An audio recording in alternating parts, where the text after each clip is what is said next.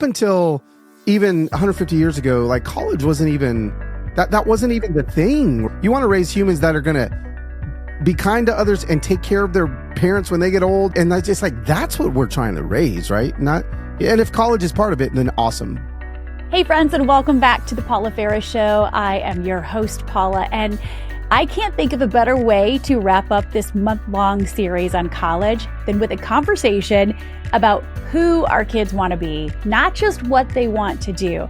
And let's face it, they can make it without a college degree, and they are so much more than their college degree. You know, one thing that I've learned is that this conversation about college, it really wasn't even a thing until maybe 150 or 200 years ago. In fact, you've probably heard me share throughout this series, my mother didn't go to college. Her parents didn't graduate from high school. My grandfather dropped out of school at 8th grade. And my father was the first of his 6 siblings, Lebanese immigrants, to graduate from college. But these days, there is just so much stinking pressure on our kids to figure it all out. And we're intimating that what they do is their worth and that it's more important than who they are and who they want to be. But whatever happened to raising good humans? So speaking of good humans, I have invited my friend Carlos Whittaker to the podcast. He's a very popular podcaster and author. He's a dad of 3, but a dad of 2 college grads. And he's going to join me for a really honest conversation about how we can take back that narrative of raising good humans who understand that who they are is more important than what they do. And wait until you hear Carlos's shocking college admission. It was a twist that I certainly didn't see coming. After the conversation, stick around for my pinpoints, my takeaway, and Carlos has an exciting surprise to tell you about. Without further ado, here's Carlos Whittaker. Carlos Whittaker is in the house, as well as his Tupac shirt and my Nirvana shirt. I know. We didn't even coordinate. This is my daughter's shirt. Oh, it is? But Yeah. Were you a fan though? Like No, in yesteryear? Way back in the day, kind of. Okay. You know, but see, my daughter wears this shirt and she doesn't even know who Kurt Cobain is. Totally. So Totally. I'm like, really? She has a Grateful Dead sweatshirt that I wear all the time because she doesn't even know their music. So that's amazing. But yeah. Yeah, no, that's my kids definitely have no idea who Tupac is. Every time I wear this shirt, they're like, Dad, why are you wearing this shirt with the dude with the bandana again? I'm like, because it's Tupac. That's amazing. Carlos, I'm so glad that you're joining me for the podcast. Why have we waited so long? This is season 3. And I know. I don't know why we've waited so long, but I don't either. But we're here. And we're here. And I'm pumped. I love the conversations that you're having. So I'm glad to be talking about this because I'm in the freaking middle of all of this stuff you're talking about. Yeah. I mean, we're having conversations that parents are talking about, whether it's like raising kids that aren't, D-bags to, Right. How do you have time for one another when you've got a busy life with kids and, work-life balance, all of that stuff. And honestly, every single conversation that I'm having now is solicited from a listener. They get in my DMs. They respond to my personal newsletter. They're like, hey, I want to talk about this. I'm like, cool, let's go. So we're doing a whole series on college, the pros and cons. Is it necessary? And what I'd love to talk to you, Carlos, as a father of 3, you have 2 daughters who just graduated from college, and you have a son who is a rising senior. You're like, I don't even know if he'll go to college. Right. I really want to deconstruct this whole conversation because you're all about being human, right? Yeah. That, like, your whole message is the art of being human and our humanity. And I feel like we've lost that. And so much of the college process or just the adulting process is, what do you want to do? What do you want to do? What do you want to do? Instead of, what kind of person do you want to be? So it's like getting back to that starting point and making sure that we're raising kids who are kids of character, that we're putting the emphasis in the right place. Yeah. Yeah. It's true. It's, when I look at kind of the decision-making process that my kids were on when it was time for college, there's one of them that I didn't, Sohaila, who just got married and graduated. When she was a junior in high school, I was like, nah, she's not going to college. That's not going to be her gig. And not only did she go, but she did great. And I was like, wait a second, how did that even happen? But, I think back to the point of like raising good humans as opposed to like raising what this Western culture would consider functioning members of society. It's just like, come on, up until even 150 years ago, like college wasn't even that wasn't Right. even the thing, right? It was just like you want to raise humans that are going to be kind to others and take care of their parents when they get old, and Totally. and just do, and that's just like, that's what we're trying to raise, right? Not, and if college is part of it, then awesome. But I love that that's kind of where you're looking at this from. No, I mean, my mom's parents both dropped out of high school. Like they didn't even finish high school. My mom didn't go to college because, again, she was born in the late 30s. My dad was born in 36. He did go to college at University of Michigan and got an engineering degree. But my mom, it wasn't even an option for her. She had to stay and help raise the family. So you're right. This is not a discussion that we've been having for hundreds and hundreds of years. Yeah. And what really got me was it was probably about 10 years ago, not even that, maybe 8 years ago. Carlos, I was having a conversation with my oldest, Caroline, who is a rising junior. And she was about 10 years old at the time, maybe not even 10. And she asked me to do this Bike Across America event, Carlos. And I said, okay, tell me a little bit about it. She's like, well, she didn't have any details. And I said, well, why do you want to do it? And she said, it'll look good on my college application. Oh, wow. And I was like, are you kidding me? That's why you're doing freaking kidding me? Like, that's what we're worried about in 4th and 5th grade. That's what we're telling these kids. And we're raising kids that can perform and can't perceive and can earn and can't empathize. Yeah. And I feel like we got to get back to that art of being human and raising good children instead of just focusing on the doing aspect. That's why I wanted to write my book, Who Do You Want to Be When You Grow Up? Yes. And the little character is crossing out the what and the do and replacing it with the who and be, because I really want us to start having those conversations and help our kids find out what they're naturally gifted at and what they're called to do, because we're called to a lot of different things. Yeah. So I just think it's crazy. Did you notice the pressure started early for you? I mean, my son is going into 9th grade, and he had to pick out every single one of his high school courses and figure out. They're like, well, what do you want to do? And he's like, I don't know. I'm in 8th grade. I just learned how to make a peanut butter and jelly sandwich. Totally. I mean, did the pressure start young for you and your family? We homeschooled our kids. So Halo went up to 2nd grade in public school. Sayana went to kindergarten, and then that's when we decided to, because I was touring at the time, like I was a musician, and I was just on the road all the time. So I was like, I'm just never going to see my kids. So because we did that, and because, we were homeschooling before homeschooling was necessarily the cool thing to do, I feel like we pulled that off the table pretty quickly as far as like the pressure for our kids to decide what they wanted to do. My dad, here's the thing about my dad. This is actually something I had to work with my dad on, because my dad is a first-generation immigrant from Colón, Panama, immigrated to the United States in 1960 with $20 cash and a shoe shine kit, right? So he's a black man in 1960 that can't speak English. So it's like strike 1, strike 2, strike 3. What did he have to do? He shined shoes for a few years to make enough money for 1 semester at LA Community College. Then he went to LA Community College. He got straight A's, got a scholarship. Then he went to a 4-year university. Now he's Dr. for me in Whittaker. So for like my dad and his generation and his family members who came to America, college that's why they came here. Like, right. They came here because that was their only way out. And so my dad would always ask Sohelo and Sayana when they were little, what are you guys going to be when you grow up? Where are you going to go to college? And I had to, be like, hey, Dad, like I'll never forget when I told him, maybe they were in 6th grade, they may not go to college. It was like, the shock and horror on my father's face when I said they may not go to college. Well, then what are they going to be in their life? And I had to remind him, Dad, I didn't even graduate from college. And, my dad tends to You forget didn't? That.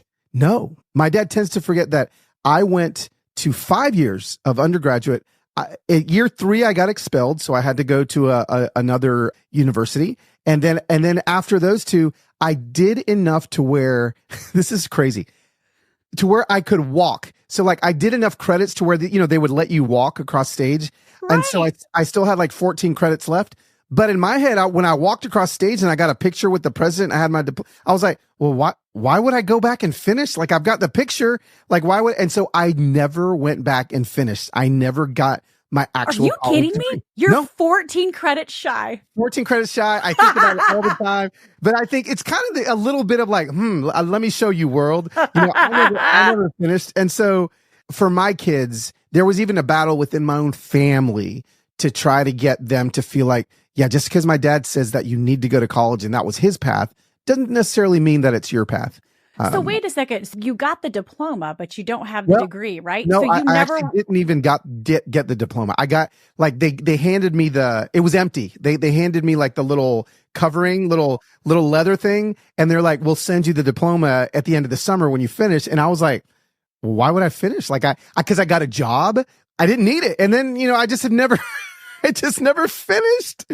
Oh I can't man. believe that. Did you feel that it ever held you back from opportunities or higher paying jobs because you didn't have the diploma or the degree? I still am like baffled. 5 years of college, only Carlos Whittaker, Only 5 years of college, I know. 14 credits shy. Yeah, 14 credits shy.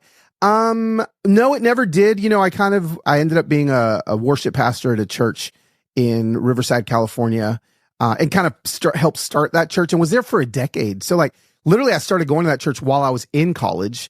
We were all college like classmates. That's the five of us that started the church. And so I kind of started working there before I graduated.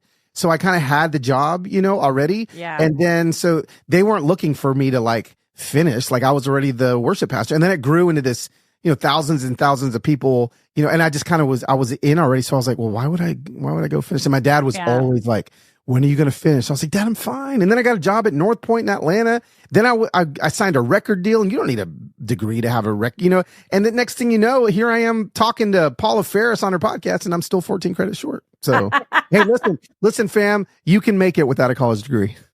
Yes, you really can. But I think that's interesting too. You were already working in the job. So like an internship is so key. Not all positions of employment require a college education. And in fact, I think 1 in 3 corporations are now saying that they don't need that. That's a new report. Yeah. So, so they're looking for more skills, but whether or not the gap is closing, it's still to be determined. So, okay. So Carlos, I'm still blown away. Carlos, I had no idea. Little nugget for you. I still think you're awesome, but I want to take a couple of questions because I've been doing a lot of Q&A with parents and folks who have questions about this.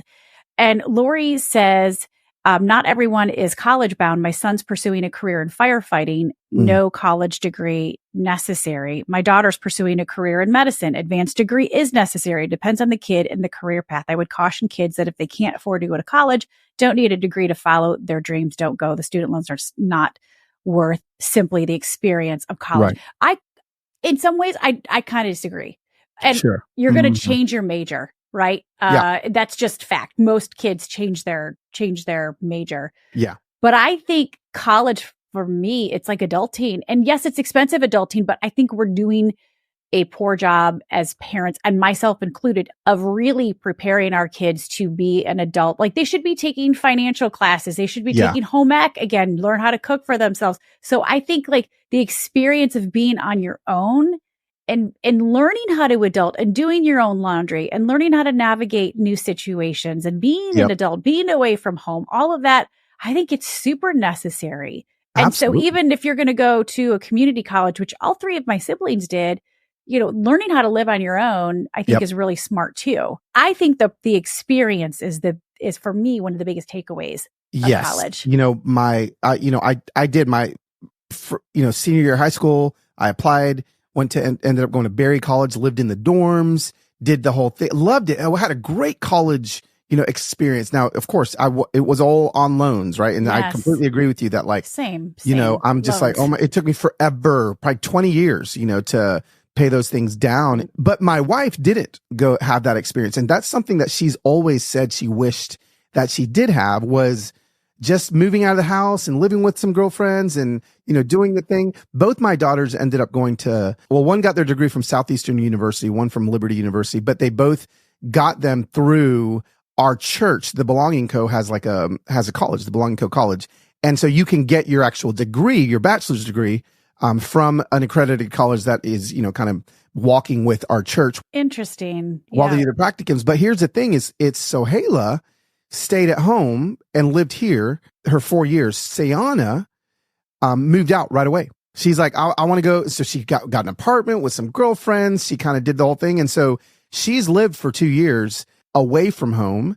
And I would say that was so essential for her. You don't have to do that. You don't have to go to college to do that. You can, there's a lot of different ways. That's true. Kids can do that, but I do feel like, there probably is too many kids that are just hanging out in their late 20s, just because they can. They've never kind of moved out. They've never figured out some of these things. I do feel like that is an essential part of young adulthood that maybe, we're losing a little bit because people aren't, kids aren't going off to college. Yeah. So your kids are a couple stages ahead of mine. I always like to cull wisdom from parents that are a stage ahead and then encourage the ones with littles, like, you'll survive. Just keep them alive. You'll survive. I promise. Yeah.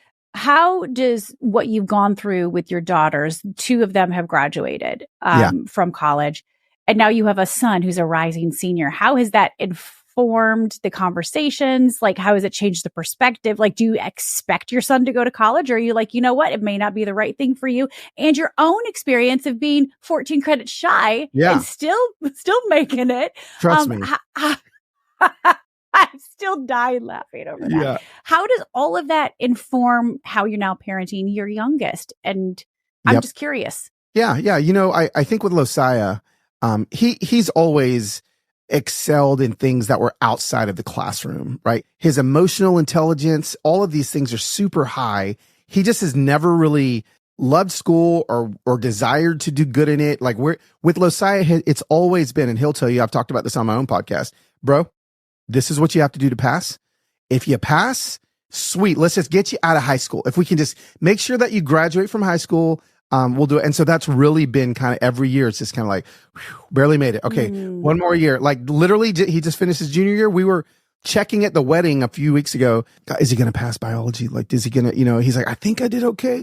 And he got a 70, like on his final. Right. And so it was just kind of like, so in my head, I'm like, buddy, I don't know if college is going to be something that you want to do. But you know what he wants to do is he wants to experience what all of his, his friends that are freshmen at the University of Tennessee that he's on text threads with, they're having the time of their life. And I was like, yeah, but you can't just go there and have the time of your life. You have to do the study part too. So with him, we're having conversations about, there's a lot of great gap year programs. I have a lot of friends that are parents of kids that have sent them away for a year to do missions or to do whatever it is. And I feel like even those things are going to be just as beneficial for him. And that may actually be something that he wants to do. Something else that informed my decision or is informing my parenting of Losiah is Sohaila, who just got married. She's 22. Your kids have the coolest names. So wait, Sohaila, Sayana, and Losiah. I had to write them down phonetically because I don't know how to spell them. No, trust me. Beautiful names. Yeah. Well, thank you. And Sohaila, when she went to college, Heather and I both kind of try to talk her out of it. Hey, babe, why don't you if you just want to go to the Bible college part, or just get like your certificate, you don't have to. And she's like, no, I think I really want to try to get my bachelor's. And we were just like, but again, she was the same with Losiah, just barely passing in high school, 70s, all the things. Well, she surprised us and was on the dean's list every single semester all through college at Southeastern University. And we're like, so, I think parents also need to know this. Don't squash your kids' desire to go to college if they haven't been a great high school student. That doesn't mean that they're not going to be a great student in college. That was very surprising for me, watching Sohaila. So I'm having to walk along Losiah going like, well, maybe he would excel. Maybe it's going to be an expensive semester to figure this out, but maybe that is going to be something that he would just kind of turn it on and, suddenly something happens when they move out of the house or something happens. So it's informing my decision, mine and Heather's decision with Losiah. Also, all 3 of my kids and all the boyfriends and all the friends are like, well, Mr. Carlos, you didn't go to college and look at you. Like look what you've done with your life. I did. Yeah. I was like, I went to a lot of college. I went to and I'm like, I just didn't graduate from college. So don't say I didn't go because listen, I was the mascot at Berry College. I did it all. But I just didn't graduate, so. I did go. I actually went longer than most people go. Yeah. I had 5 freaking years, kids, so like I'm a college expert. I just don't have the diploma.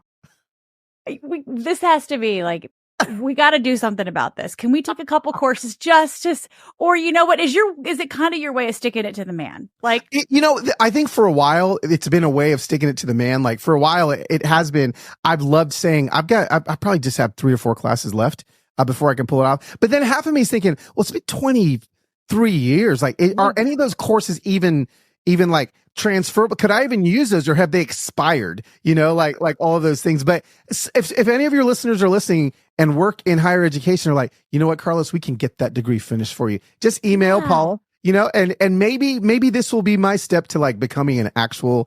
It's funny that both my daughters graduated from college before I did. So I think that's kind of funny. That's so funny. And who knows, maybe some of your real life experience, you're an author, you're a speaker, you got a podcast. I mean, that's got to count for something. Maybe we could put that towards credits, towards a class, and you've already achieved it. And I've actually taught college classes. So like I've been invited into colleges to speak. I've spoken at Indiana University. Like I'm like, I just leave that part out. Okay, so Kevin says the pressure that we put on 18-year-olds to know what they want to do for the rest of their lives is insane. Alicia says the same thing. I hate the pressure we put on high schoolers to know what they want to do for the rest of their lives, and then they might waste thousands of dollars on a university and then change their profession later. And that's why, like, I really think you got to have the right expectations for college. And I think it's the experience. I think it's the adulting, and you have to give yourself permission to try new things and new seasons. And Kevin and Alicia are right, Carlos. Like, it is jacked up that we tell kids they got to figure out this one thing that they're going to do for the rest. Hey, you've got one job. Yes. Find out what you're going to do for the rest of your life, and then love it. And if you don't love it, you're a failure. Yep. And that's why, like, look, I left TV news, and I think we can be called to different things in different seasons. Yes. We're always going to use some of those same disciplines and talents and gifts that we've been given. But I think a better question to ask our kids is like, who do you want to be when you grow up? What kind of person do you want to be? And we start with, what are you good at? What do you love? And what's important to you? And that way, like what I'm curious. I ask questions. I like to champion people. I love to advocate for people. Mm-hmm. My nickname growing up was Paula 20 Questions, uncovering those things that your kid, I know, shocker. I was so annoying. I was the most annoying child ever. Paula 20 Questions. I think fostering those things and praising the right things, but fostering some of those other, like, what is my kid naturally good at, and what do they love? And what's important to them, asking those things and giving them permission to say, you know what, it's okay. You don't have to figure it out. And guess what? Even in your 30s and 40s, you might want to start over, and giving yourself permission to try new things and new seasons, using those talents and gifts and the things that are important to you and what you're good at and you love. But you got to give yourself that permission to try new things in new seasons. I mean, I never thought I would leave TV news. You know why? Because I said, I'm not good at anything else, Carlos. Right. And God had other plans. I don't know if I'm good at anything else, but I certainly am trying it. I founded a company called Carrie. I'm doing this podcast. I've written books. And I think we have to give ourselves permission to try new things in new seasons. You don't have to figure it out. It's a journey. It's chapters of your life. What am I going to do for this chapter? What am I going to do for the next chapter? And I think what you're saying is not just something we need to tell our kids, but it's something we need to show our kids. There's something that my kids have said about my journey. Because when they were little, I was the worship pastor at a church, right? And now they look at what I'm doing right now, and they're like, I'm a completely different job than my degree that I never finished was information systems management. We're never going to let you live that down, by the way. I know. I know. Then it was worship pastor at a local church for 10 years. Then it was recording artist. Now it's author. It was in the faith space. Now I'm primarily in the business marketplace, giving talks to organizations. And I look at my kids look at all the things that I've done, and I'm like, I don't know what I'm going to be in 5 years. I may be something completely different. I just turned 50 years old. And one of the things that they know that I love to do is to learn something new every year. Right. So like every single year, I try to find something that I would be a rookie at, and I try to master it as well as I can in a year. And so they're always watching their dad try something new and fail. And I think what it's showing them is like, hey, listen, you may love being whatever your degree is for 5 years. And if God moves and shifts inside of you and decides you want to be something else, that is awesome. Go chasing after that. I think some people are built to have 40 years doing the same thing. And I think that there are certain kids, and there's those of us that are like, no, you know what? Like, that was great for a few years. Now I'm going to try something else. But I think if your kids see it in you, then maybe they'll trust the process a little bit more. I think too, though, if you were to look at all those things that you've done, there's probably there's connective tissue. Definitely. The things that you are good at and that you love that you'll use. And so that's why I'm like, you're going to use your talents and gifts that you've naturally been given, what you are good at and what you love, but how you use them and the platform is going to look a little bit different. You love to connect to people and connect with people. And you were able to do that. For me, I ask questions. I'm nosy. I like to champion and advocate people. Did that in broadcasting. Now I'm doing it with the company that I formed to advocate for working moms, and I love to ask questions and advocate for parents through this podcast. So like you're still going to use a lot of those talents and gifts. So I think asking our kids, fostering, what kind of person do you want to be? But also what is my kid naturally good at? What do they love? Yes. And what's important to them, and fostering that. Like, I know my youngest, I say, I don't know what you're going to do. And that's the thing. You're not going to do just one thing. Right. You're going to do different things in different seasons. But I'm like, you bring joy to a room. He's such an encourager. He helps people feel seen. He's so thoughtful. He makes people laugh. And I'm like, that's what you're good at and what you love. Right. And that's use that in whatever you're called to. And that's going to look different in different platforms, probably in different seasons. Yep. And so that's so good. I think we got to take that pressure off our kids. And like you said, live it out. And one way that you lived it out recently, a couple of years ago, and you have a book out called Reconnected. Did you like that transition? Oh, boom. It is called Reconnected: How 7 Screen-Free Weeks with Monks and Amish Farmers Helped Me Recover the Lost Art of Being Human. Yeah. And you are living this out. And I think it's getting back to that art of being human and really fostering the humanity, the character, the respect, those qualities and traits of who we want to be in our children. Tell us a little bit about this. So you spent 7 weeks totally off the grid. I got to hear about it. Amish farmers and monks, and they scanned your brain before and after. Like, tell me all the things, why you did it and what happened. Yeah. I do feel like, especially tying it back into where our kids are, a lot of the pressure our kids are feeling is coming from their screens. A lot of the pressure that they're feeling is like, oh my gosh, they're seeing the success of all of these people every single day, and they're feeling this gigantic pressure coming from the screens. And what happened to me was that I saw that I was on my phone in early 2022 about 7.5 hours a day. And so that freaked me out when I started doing the math. I was like, well, that's about 3 months a year that I'm staring at my phone. If I live to be 80 something years old, I'll spend over a decade looking at my phone. So I was like, I wonder what that's doing to my brain. So I went and got my brain scanned by Dr. Daniel Amen. A lot of your listeners probably know who he is. He scanned my brain before. And then I spent 7 weeks and I never looked at a single screen. I didn't know what was happening on planet Earth. I didn't delete social media. I got rid of my phone, my iPad, my laptop, television, everything. And I lived in a monastery for 2 weeks with 23 hours a day of silence with 20 monks. And that I lived there for 2 weeks in the high desert of Southern California. And then I flew with the paper boarding pass, because I didn't have a phone, to Ohio. Wait, the paper boarding pass. The paper boarding pass, right? Like I had to live.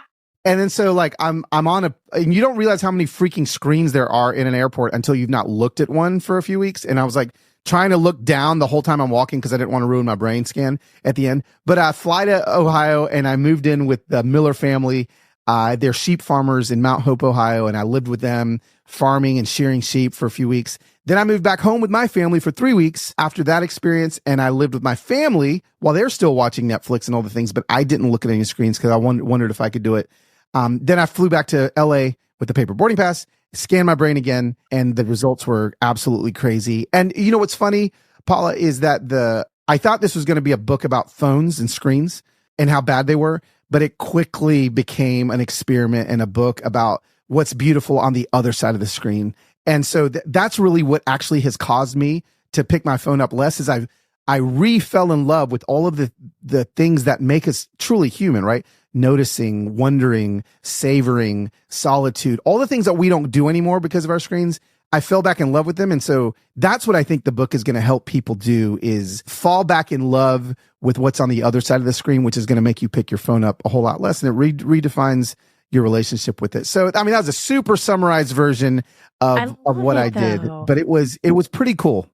Yeah. What do you think surprised you most about it? And tell me, you mentioned the brain scan, and I know I don't want to give everything away because I want people to pick up a copy of the book, but like, what did that brain scan look like? So we'll start with the brain scan. My brain healed. So, at the end of the day, you'll read in the book exactly what healed, but we also have to remember this wasn't a scientific experiment, right? Like, I was the only data point, right? So at the end of the day, was it the 23 hours a day of silence that healed my brain? Was it working with my hands on the farm that healed my brain? Was it not looking at my screen that healed my brain? Was it a mix of all of them that, and I think it was a mix of all of them. So brain scan, completely different at the end of it. Definitely was not worse. Yeah, there was a fear when I went. You're like, I'm Einstein. I didn't know. Here's the kicker is that my cognitive memory score went from the 50th percentile to the 99th percentile. So there's only 1% of people that had better memory than me at the end of this experiment. So like, just the data from the brain scan and the testing itself was mind blowing. But here's the kicker. My kids, with my kids. So I spent 3 weeks with them and I never looked at a screen. And at the end of it, they just were like, Dad, like there were tears when I got my phone back from all 3 of my kids, because they literally looked at me and said this: you've never been more present in our lives than the last 3 weeks. And it just was soul crushing that when I grabbed my phone before I turned it on, there were tears. They're like, we're going to miss you. We love you. I mean, it was like that, Bye. We'll see you later, Dad. And I'm like, well, I kind of got to pay the bills. I have to turn this on. I didn't want to turn it back on. I'd fallen in love with living this way. But what I did is I took these probably 17 or 18 learnings and I just applied them to my life with the phone. Luckily, they haven't lost me. I'm still with them. I'm practicing a lot of these things. It changed me. It changed my life. And I really think that the book will not only change your life, but it'll change your family's life, your business's life, your relationships, when you start implementing some of these practices. Do you have those paper boarding passes still? Because that should have been the cover of the book. Yeah, I know. Is the paper board? I actually do still have them. Yeah. Oh my gosh. This has been incredible, Carlos. I'm so glad that we were able to reconnect. Absolutely. That's the name of the book, by the way, Reconnected. I'm so glad we were able to reconnect though. And I learned so much about you, and also the advice and wisdom that you've given to me as a parent who's like a step or two ahead. I'm just really, really grateful to have talked to you today. So, thank you. Did we miss anything in this conversation? Is there anything else you want to add? Like, besides Tupac and Nirvana, like, do you have any other cool graphic tees? By the way, that's what I wanted to ask you, because I'm really into graphic tees. I do, but they're all like rappers from the early '90s. So I got like Biggie, like that. That's just kind of what I'm representing on the graphic tees all the time. I love it. I feel like we're really like showing our age, because I'm all about the graphic tees lately, which is fine. Let's totally embrace fine. It.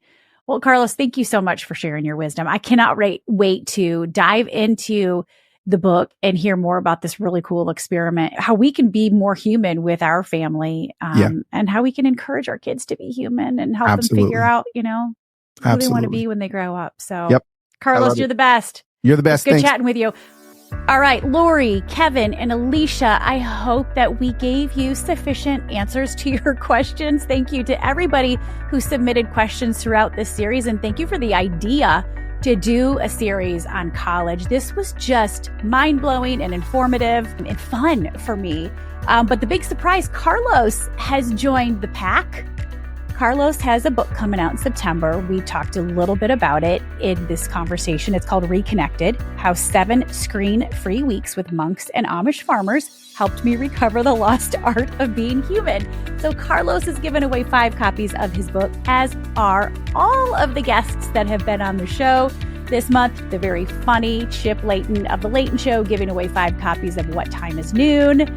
Ron Lieber, who was on week 1, giving away 5 copies of The Price You Pay for College. He's also giving one of you a copy of his Merit Aid course. And then Becky Sabke, author of Valedictorians at the Gate, giving away 5 copies of her book. And the only way to win those copies is if you are signed up for my personal newsletter at paulaferrisofficial.com. Okay, my pinpoint, my takeaway, if you will. Whew, where do I start? You guys, this was just so informative for me. I have a much better sense of whether or not college is even right for my kids and where I'm going to start. But when it comes to this conversation with Carlos, I'm kind of even more convinced that a gap year might be a really, really good thing for all 3 of my kids to even figure out if college is right for them and so that they can explore and live on their own. And I've always been a big fan of college. I think for me, the why has always been, I want my kids to learn how to adult. But as Carlos pointed out, there's lots of different ways that kids can live on their own. It doesn't always have to be going to college. They can live on their own during a gap year, or they can live on their own if they don't choose to go to college. So fair point, valid point. Thank you, Carlos, for joining the conversation. All right, so we wrapped up the series on college. Next week, buckle your seatbelts. Perhaps the most requested series that I have ever done. It is a series on perimenopause and menopause and postmenopause and what the hell is happening to our bodies beginning in our 30s. So requested. I have experts. I have friends that are joining me for this series. I even have my husband, John. I convinced my husband, John, to join me for this conversation because it's an important one. And I think our partners need to know how they can support us. And also they need to know about this very pivotal moment in our lives. It's the second most pivotal moment behind childbirth alone. So we are launching that in September. It's going to be awesome. I can't wait. I'll see you right back here next week as we launch our series on menopause and what the heck is happening to our bodies as we continue to talk about it. See you, friends. I know you guys thought you were done with me, but not quite yet. I have one more thing to tell you about. If you're watching on YouTube or you're listening on your favorite podcast platform, don't forget to subscribe to the show. I don't want you to miss a single beat or a single conversation. And remember, my DMs are always open. Tell me what you want to talk about.